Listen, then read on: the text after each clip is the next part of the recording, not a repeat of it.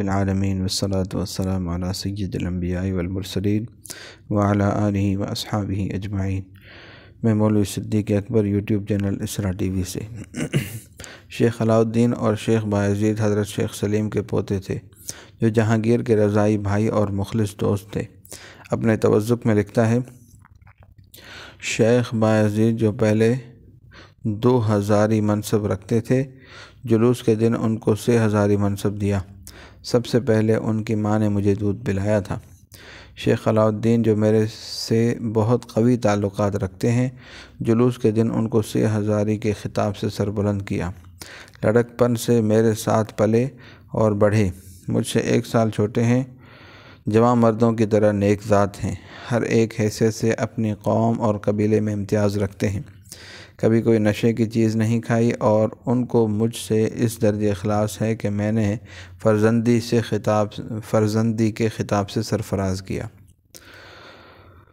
شیخ کبیر بھی اسی سلسلے سے متعلق تھے۔ جہانگیر کو ان سے بہت محبت تھی۔ لکھتا ہے، شجاعت و مردانگی کے باعث شہزادگی کے زمانے میں شجاعت خانی کے خطاب سے سرفراز کیا۔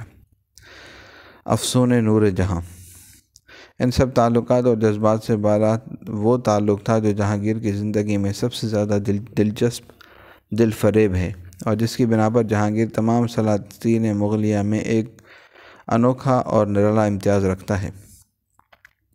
یہ نور جہاں کا عشق ہے جس نے اس آزاد بادشاہ کو عہد طفولیت ہی میں گرفتار کر لیا تھا۔ مہر النساء کا نکاح جب شیر افغن سے کر دیا گیا تو اگرچہ جہانگیر نے دل پر پتھر رکھ کر دائمی مفارقت پر صبر کر لیا تھا، اور عتاب رقابت کے بجائے شیر افغن کی حسن خدمت کی قدر کر کے اس کو بنگالہ کا گورنر بنا دیا تھا، مگر جب اس نے بغاوت کا قصد کیا، حتیٰ کہ جہانگیر کے فرزندہ قطب الدین خان کو قتل کر کے اسی نبرد آزمائی میں قطب الدین خان کے ہمراہیوں کے ساتھ سے مارا گیا، مہر النساء کا سہاگ ختم ہو گیا، اور 4 سال تک بیوگی کا زمانہ بھی ختم کر لیا، تو پرانی الفت نے پھر جہانگیر کے دل میں گداز پیدا کیا۔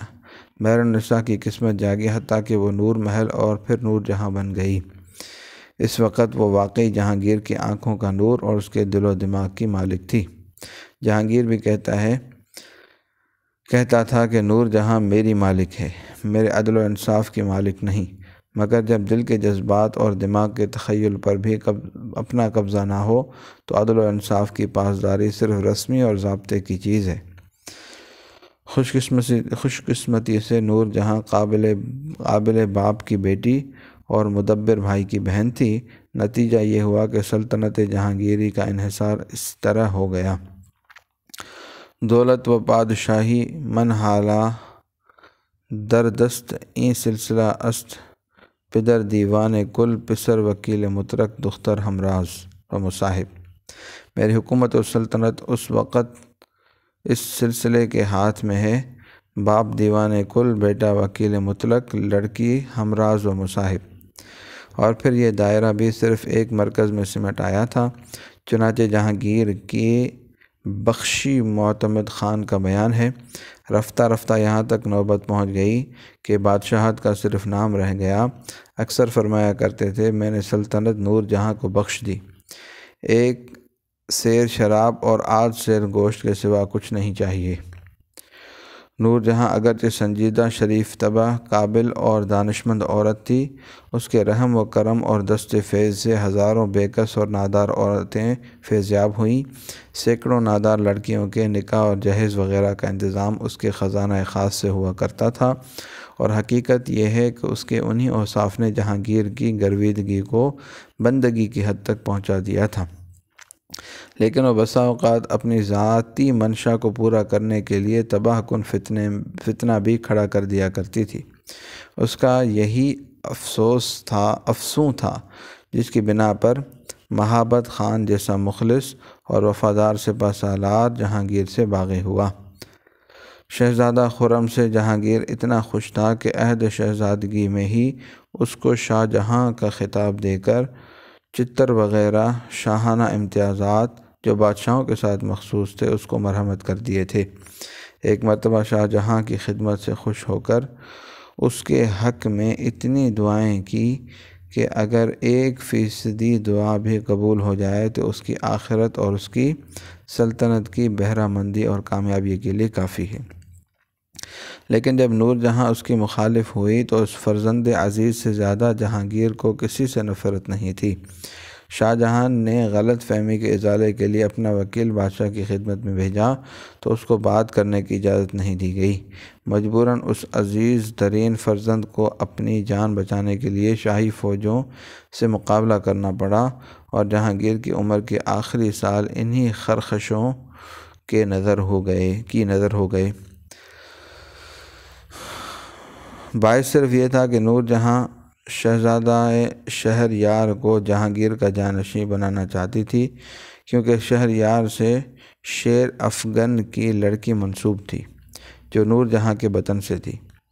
شاہ جہاں کی مشہور و مسلم قابلیت کے مقابلے میں شہریار طفل مکتب تھا، مگر داماد کی محبت میں اس نے مفاد سلطنت حتیٰ کہ خاندانی مصلحت کا بھی خیال نہ کیا۔ پورے ملک میں ایک فتنہ برپا ہو گیا جس میں آصف خان نور جہاں کا بھائی نور جہاں کے مقابلے پر تھا۔ نور جہاں کا مذہب۔ نور جہاں شیعہ تھی، خواجہ محمد شریف کی پوتی تھی جو شاہ ایران طہماسپ صفوی کا وزیر تھا۔ ایران شیعیت کا مرکز رہا ہے اور زمانے میں خصوصیت کے ساتھ شیعہ سنی جذبات پورے اشتعال پر تھے، کیونکہ یہی زمانہ تھا جس میں آئے دن ترکوں سے جنگ رہتی تھی۔ خطبے میں خلفائے راشدین کا تذکرہ وقت کا سب سے بڑا اختلافی مسئلہ تھا۔ ایران تو درکنار ہندوستان میں بھی جنوبی ہند کے عادل شاہی اور دیگر شیعہ سلاطین اس مسئلے سے بہت گہری دلچسپی رکھتے تھے۔ اسی زمانے میں ایران میں سنیوں کو جبراً شیعہ کیا گیا۔ بابر بادشاہ بانی سلطنت مغلیہ کی وصیت اگرچہ یہ تھی کہ شاہان مغلیہ کو اس اختلاف سے بالا رہ کر ہندوستان کے بسنے والی تمام قوموں کو ایک نظر سے دیکھنا چاہیے اور بدن کے مختلف عناصر کی طرح ان کو آپس میں ملا جلا کر رکھنا چاہیے، مگر کیا اس سے انکار ہو سکتا ہے کہ سلطنت ایران کی مصلحت کا تقاضا یہ تھا کہ ہندوستان کی سلطنت پر شاہان ایران کا سیاسی تسلط رہے تاکہ افغانوں کی طرف سے بے فکر ہو کر ترکوں کے ساتھ اطمینان سے جنگ میں مشغول رہ سکیں۔ نور جہاں جیسی فرزانہ عورت ہندوستان کی ملکہ ہو اور شاہ ہندوستان کے دل و دماغ پر قابو حاصل کیے ہوئے ہو، یہ سلطنت ایران کی بہت بڑی کامیابی تھی۔ کون نہیں جانتا کہ اس قسم کی ڈپلومیسی بڑے بڑے مقاصد میں وہ کامیابی پیدا کر دیتی ہے جو لاکھوں نفوس کی قربانیوں سے بھی حاصل نہیں ہوتی۔ سلطنت مغلیہ میں فوجی قانون عموماً بادشاہوں کے ہاتھ میں ہوتا تھا، مگر دیوانی، فوجداری یا مذہبی حقوق کے معاملات عدالتوں میں طے پاتے تھے، جن کے جج قاضی صاحبان ہوتے تھے۔ اب غور فرمائیے، محکمہ عدلیہ پر تسلط اور قبضہ کتنا بڑا اور کتنا اہم مقصد ہے، لیکن نور جہاں کی ڈپلومیسی یا شیعہ اقتدار کا نتیجہ تھا کہ نور اللہ شوستری کو قاضی القضات بنا دیا گیا۔ نور اللہ شوستری شیعوں کے نزدیک شہید ثالث ہیں، مگر سنیوں کو ان سے اسی درجے نفرت تھی جتنی ایک متعصب شیعہ سے ہونی چاہیے جو کسی خاص پالیسی کے ماتحت قاضی القضات بنا دیا گیا ہو۔